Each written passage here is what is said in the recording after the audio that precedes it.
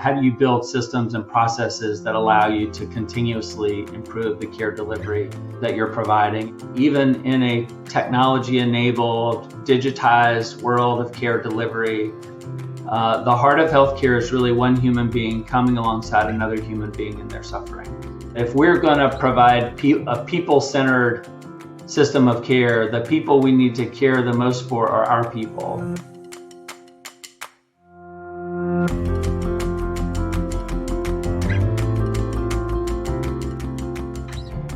Dr. John Phipps is an internist and endocrinologist who now serves as the Chief Care Transformation Officer for Inova Health System. We are pleased to welcome Dr. Phipps as a guest of our Excellence in Leadership series on The Gary Bisbee Show, presented by Citi. Dr. Phipps describes the role of a Chief Care Transformation Officer as leading the effort to bring a health system ever closer to delivering the highest quality care. The journey from inconsistently great to consistently great is my job. Drawing on over 20 years of clinical practice, Dr. Phipps suggests that in the midst of a confluence of factors changing healthcare, including advances in technology, the impact of COVID, and competition from new entrants, it is crucial for physicians and nurses to remember the human side of healthcare. One of the things we need to do is make sure that we focus on preserving that really key part. We're in the humanity business, not the hospitality business. Part of Dr. Phipps' role is to inspire young people to consider working in healthcare and to continue growing their skill set throughout their careers. There's so much stuff you can learn about. You can learn how to be effective in a meeting. You can learn leadership. You can learn how to work in a team. Let's join the conversation where Dr. Phipps recalls his early interest in healthcare. Well, good morning, John, and welcome. Good morning. Thanks, Gary. I appreciate you having me on the show. Well, we're pleased to have you at this microphone. Let's get to know you a bit better. John, what was your life like growing up? Went to public schools, played in the neighborhood, played sports, did the usual sort of stuff. And and then I followed a long-standing family tradition of matriculating at the University of North Carolina in Chapel Hill for college. And then when I was in college, I lived in a house with 4 other people, all of whom were pretty extraordinary leaders, even at Chapel Hill. And I began to notice the traits that they had, which to me they were smart, they were very hardworking, they were likable. I wouldn't say that was their goal, but they were, likable, and they just seemed to care more than most people about the important stuff. So everything was just sort of dialed up, and that was very attractive to me. And then as I went through my medical training and, sort of on and on, I began to pull out that those were the threads of leadership that I really, I would say, admired and tried to emulate. When did you start thinking about medicine, John? Well, my dad's a doctor, so, I was familiar at least with the idea of being a doctor from, my earliest memories. But I didn't really think that's what I wanted to do until I was, pretty far along in college. So I wanted to do everything. I wanted to coach basketball. I wanted to be an entrepreneur. I wanted to go into investment banking. I wanted to be a sportscaster. I wanted to do everything. But ultimately, I came to what I think was a pretty sober realization, which is that I was going to work really hard at whatever it was that I did, maybe harder than is healthy. And therefore, I wanted to do something that I thought mattered to me. And so going into medicine just made sense. During your career as a physician, when did you spend more time thinking about administration and leading in that sense? Yeah, I think for me, when I sort of grew up as a physician leader, the popular kind of path was the reluctant leader. So I cared about something enough to get involved, and my colleagues liked me enough to let me sit at the head of the table. And then the next thing you know, you're on the committee, and then you're running the committee, and then the committee becomes something more than that. And my interests were pretty broad. I was interested in the They didn't call it population health at that time, but I was interested in the population health side, which was really just the idea that as a group of independently functioning doctors, off in their little offices or whatever, we weren't going to do as well caring for an individual person, much less populations of people, as we would if we worked together. So I was very intrigued by the idea that we might actually be a team, or actual colleagues that work together for the good of patients. So that was one part of it. And the business of medicine is complicated, and I found myself more and more curious about that side of the house. And so, then I'm on the comp committee and the finance committee, and then chairing those committees. And then the next thing I literally overnight turned around and went from a full-time practicing internist and endocrinologist to half-time and doing the other stuff. And then the rest is sort of history. Mm-hmm. Well, let's move through your career to your current position at Inova, the Chief Care Transformation Officer. First of all, could you give us a brief description of Inova, John? Yeah, Inova's a really great place. So, I spent most of my career in North Carolina, and so Inova is a not-for-profit health system inside the Beltway, all in Northern Virginia. It's a reasonable size, so about $5 billion in revenue. There are 5 hospitals, including a really big hospital in Fairfax. And then the usual complement, right? So surgery centers and imaging and physician practices and all the stuff that you would expect in an integrated delivery system. And it's a very high performing place. And, it's an area where smart people want to be. And so you can get great doctors and great leaders. And it's a really, I think it's a really great environment to try and do provocative things in healthcare, because all the resources are there, the intellectual horsepower is there, and there's just there's opportunity everywhere. So I really love it. Right. Well, share with us the role of Chief Care Transformation Officer. What are your priorities? What are your responsibilities there, John? Yeah. So practically, care transformation officer is a made up name. So I have in my umbrella quality, safety, patient experience, care design, care model development, digital health, care and case management, population health, all of those things. So Inova articulates its strategy as a care mandate, which is to provide a people-centered, highly reliable, high-value, seamless system of care. And although Inova provides inconsistently great care, the journey from inconsistently great to consistently great is my job. And the priorities are, right now broken down into the sort of cultural work of how do we equip 20,000 people to do their part in delivering on the mandate. And we have a very specific sort of thought about what that looks like. And then the sort of technical work, how do you build systems and processes that allow you to continuously improve the care delivery that you're providing. Just thinking about COVID and the impact on care delivery, did COVID influence the priorities that you're now pursuing, John? So I think it was organizationally a big, shot in the arm to say, hey, we can do hard stuff quickly and do it as a system. So that's one thing. The second thing is COVID has been exhausting for the system and for the caregivers.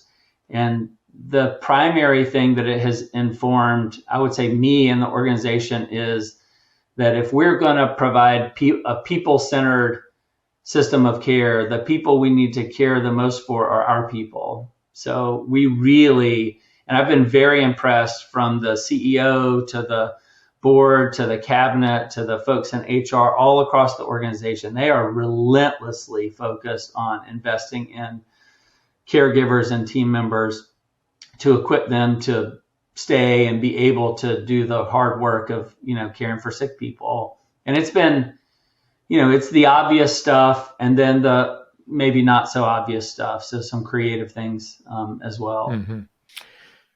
John, you've been around large health systems for multiple years as a leader.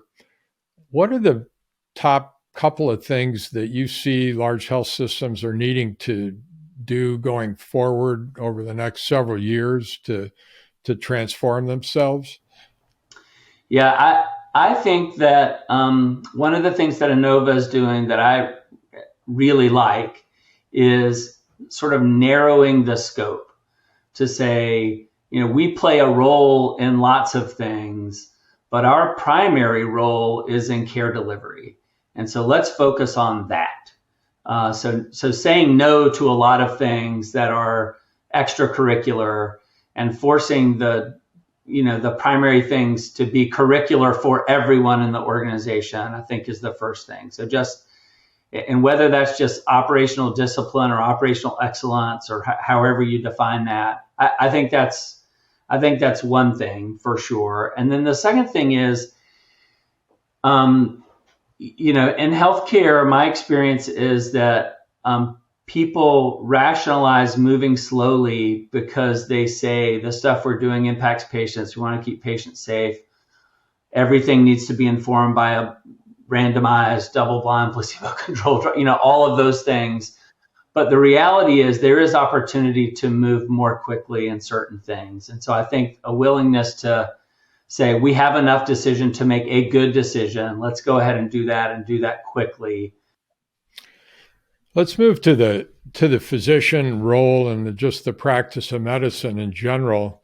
Over the course of your career, how has the physician role in the delivery of medicine, how has that changed or how has that evolved, John? Yes, I would say I want to first comment on how it hasn't changed. And so I'm a romantic in the sense that I believe that even in a technology-enabled, digitized world of care delivery, the heart of healthcare is really one human being coming alongside another human being in their suffering. And that hasn't changed.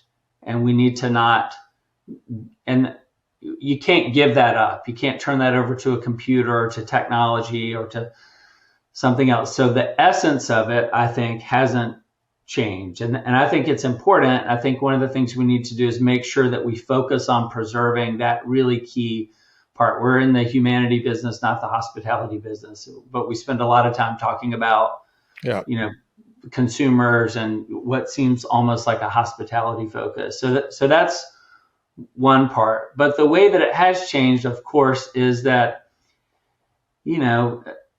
when I came out of training, the usual path was to run your business and be a doctor. And that's not the path anymore. Most doctors work in large organizations, either for health systems or for some other entity that employs people. So now you can be a doctor and then be a member of another organization.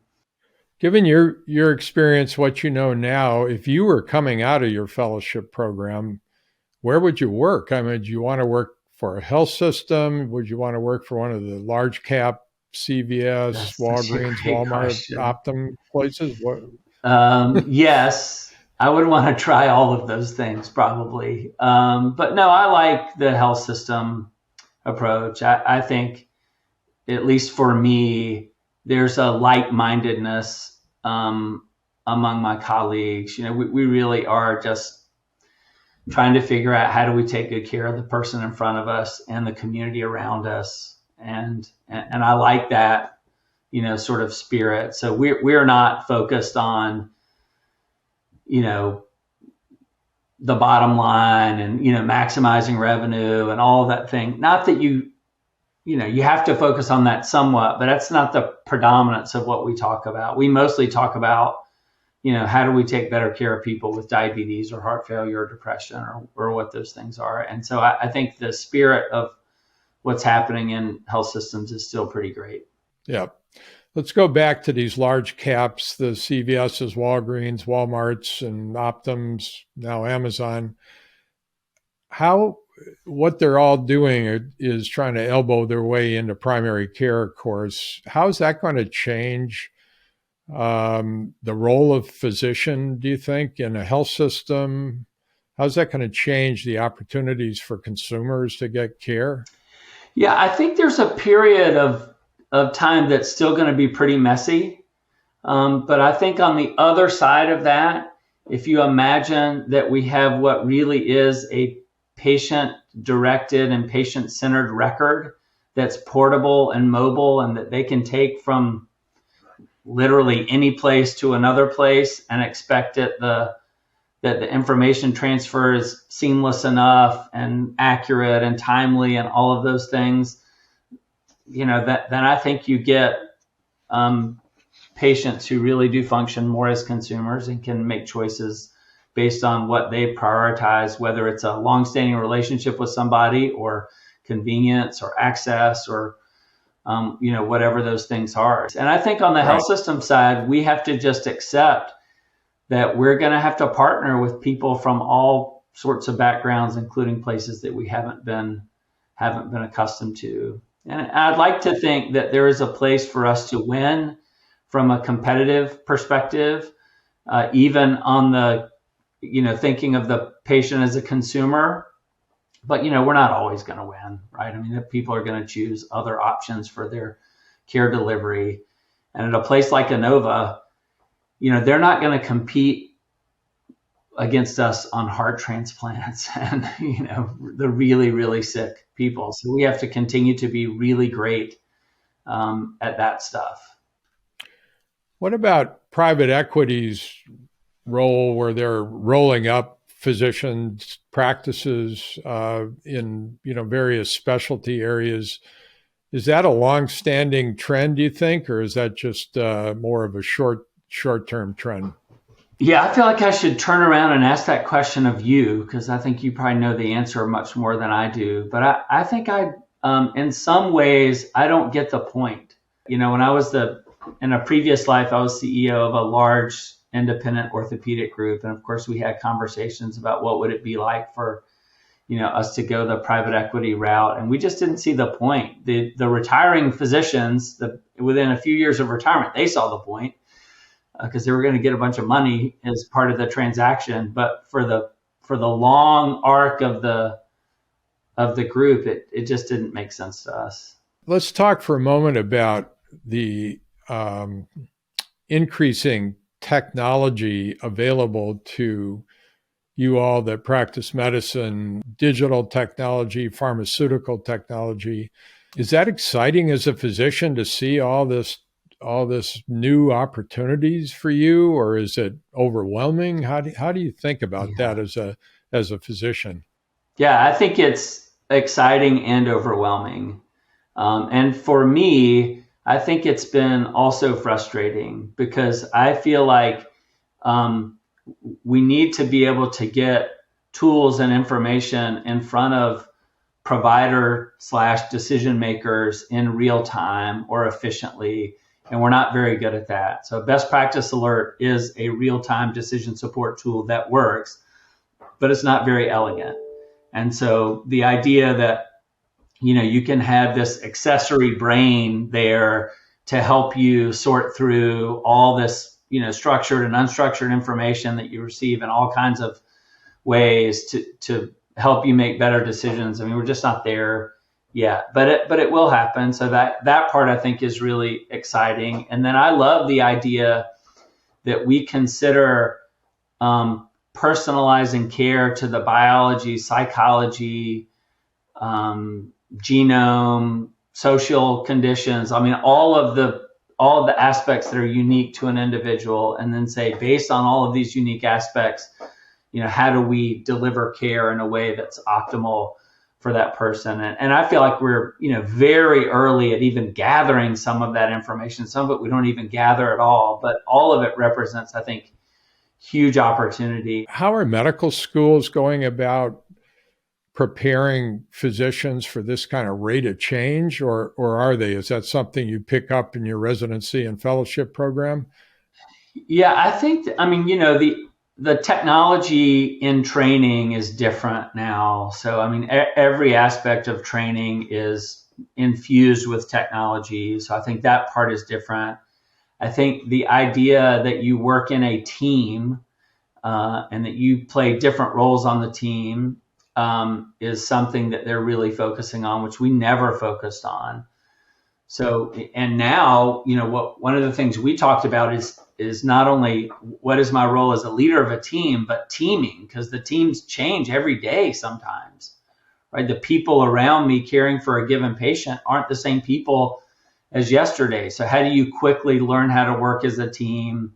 How do you leverage the technology? I think all of those things are things that were completely absent of my training and are embedded in all aspects of training now. Well, John, this has been a great interview. I've got two kind of wrap-up questions, if I could. One is for young people that come to you and say, Dr. Phipps, I'm really interested in medicine.